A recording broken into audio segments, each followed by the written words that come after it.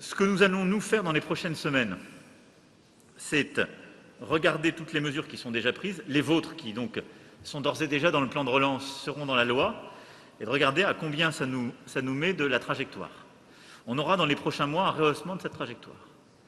Et donc nous allons avoir une approche, en effet, de mesures supplémentaires pour pouvoir atteindre celle-ci. Et l'objectif, c'est qu'en effet, à horizon printemps 22, nous ayons la totalité des mesures prises et de leur scansion année après année pour arriver à notre objectif de réduction de gaz à effet de serre à horizon 2030. De manière très concrète, ce qui va vous être fourni début d'année prochaine, c'est vos mesures, ce qui a déjà été mis en œuvre, ça a été dit, dans le cadre du plan de relance, des textes réglementaires déjà pris, de certains textes financiers qui sont déjà pris, de la loi qui est en cours, de négociations européennes qui est en cours, ce qui est modifié ou pas, avec à chaque fois à côté l'impact que ça a en réduction de gaz à effet de serre. Parfois, beaucoup des débats que nous avons eus sur certaines mesures ont très peu d'impact en termes de gaz à effet de serre. Je reviendrai sur le cœur de... Pour moi, les mesures qui sont parfois les plus controversées ne sont pas celles qui ont le plus d'impact. Donc il faut aussi qu'on garde ça en tête. L'objectif, c'est en effet de participer à cette stratégie, d'aller vers la réduction en 2030, enfin, d'atteindre notre objectif de 2030 en réduction de gaz à effet de serre. Et donc, à coup sûr, en plus de vos propositions, nous devrons aller plus loin. On a commencé sur certains points, mais nous devrons sur d'autres, parce que d'abord, nos objectifs vont aller au-delà du mandat qui vous avait été donné, et ensuite parce qu'on va devoir surcompenser. Mais de cela, je veux que vous puissiez aussi être éclairés en début d'année prochaine. Mais à chaque fois que, dans les propositions du gouvernement, il y aura un amoindrissement qui a un impact sur les émissions, il devra être compensé au moins. Et c'est cette logique qu'on doit adopter. Madame, sur l'ONF, je veux vous rassurer, il n'y a aucun projet de privatisation de l'ONF. Aucun. Il y a un contrat d'objectifs et de moyens. C'est un établissement qui a connu une crise grave ces derniers temps, en particulier sur le plan social. Il y a aussi toute une stratégie forêt qui a fait l'objet d'un très gros travail parlementaire, qui a ensuite été porté par le ministre et les ministères. Et donc, nous avons inscrit dans le plan de relance 200 millions d'euros d'investissement pour la forêt, ce qui est un programme d'investissement qui n'a jamais été réalisé depuis l'après-guerre en France.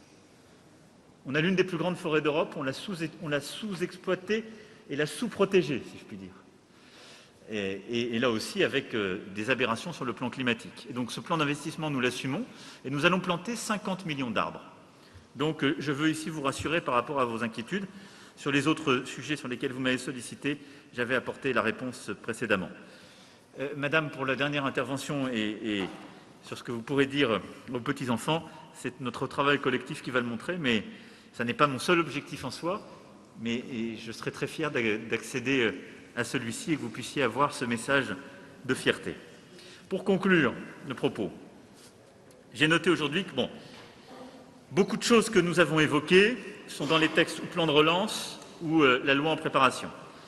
Pour être très clair sur les véhicules les plus polluants, l'interdiction est bien dans la loi à 2030 et on se bat en plus au niveau européen, mais elle sera dans la loi.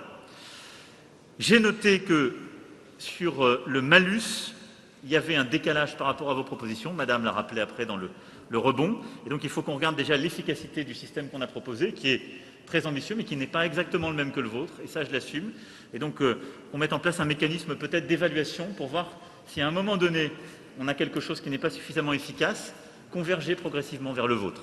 Je suis prêt à ce qu'on aille dans ce sens. Sur les véhicules, en tout cas se déplacer, par rapport à toute la discussion qu'on a, là aussi, il y a un point complet qui vous sera donné, il est clair que nous devons aller plus loin. Et donc, indépendamment de vos propositions, j'ai demandé au gouvernement qu'on puisse avoir, pour le premier semestre de l'année prochaine, des propositions pour aller plus loin sur la conversion du parc véhicule. Et au-delà du bonus, c'est-à-dire on doit aller vers une logique de remplacement beaucoup plus accélérée du parc ancien et très polluant. Et je ne reviens pas sur tous les autres sujets qui ont été discutés techniquement. Sur le deuxième volet, très clairement, notre sujet, ce sont les passoires thermiques pour les propriétaires. Je crois qu'on est d'accord sur les locataires hauts, c'est le sujet en discussion. Donc on lance l'accord de place dès le début d'année prochaine. On se donne 3 mois pour essayer de mobiliser et trouver une solution innovante.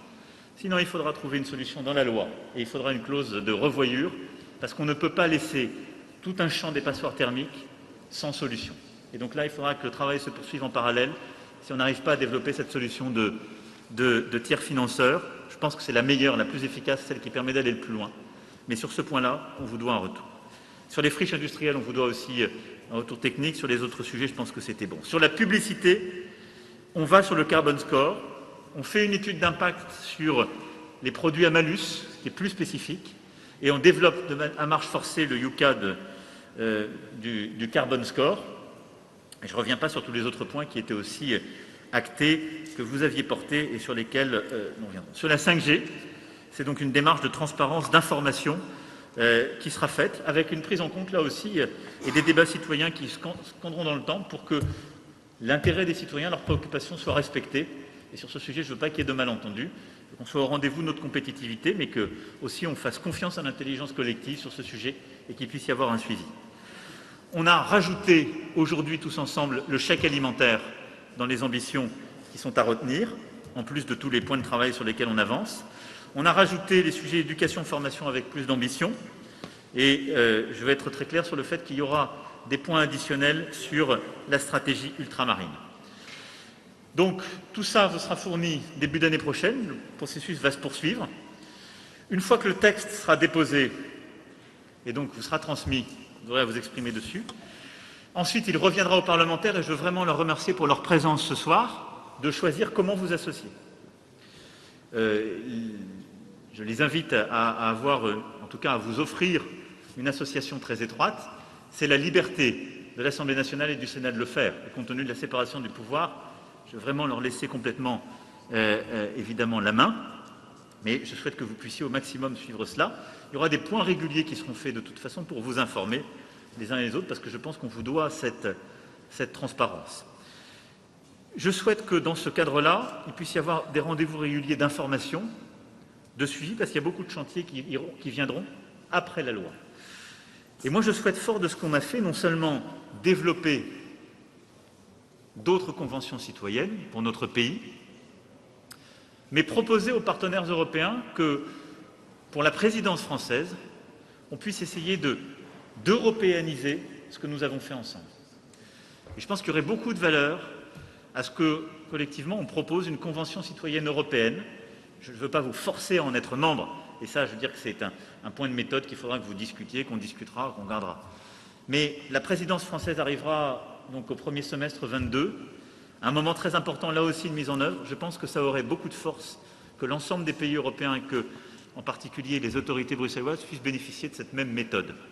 C'est-à-dire celle qui consiste à former, engager des citoyens, avoir à la fois cette capacité à produire de la solution collective, mais aussi être un aiguillon et à permettre d'avoir cet aller-retour permanent. Parce que je vais vous dire, quand il y a quelque chose que vous ne comprenez pas, c'est que les citoyens ne l'ont pas compris.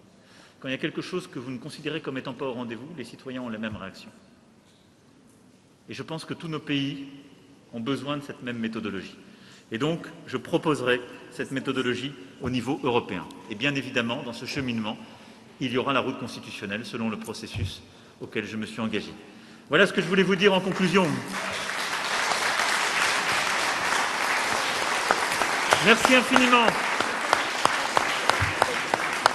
Merci au CESE de nous avoir accueillis, merci à vous. Je mesure très bien ce que vous vivez. Vous avez passé beaucoup de temps, vous prenez sur votre temps personnel vos familles, votre travail, et en plus vous vous faites bousculer par des gens qui disent « ça va pas assez loin », d'autres qui vous disent « qu'est-ce que tu es allé faire là-dedans ?» C'est ça, vivre en société, dans un monde en grande transition. On ne sera sans doute pas tous d'accord à la fin, mais je tiens à une chose, c'est qu'on ait tous respecté notre part du contrat. Et en tout cas, j'en serai le garant. Merci à vous.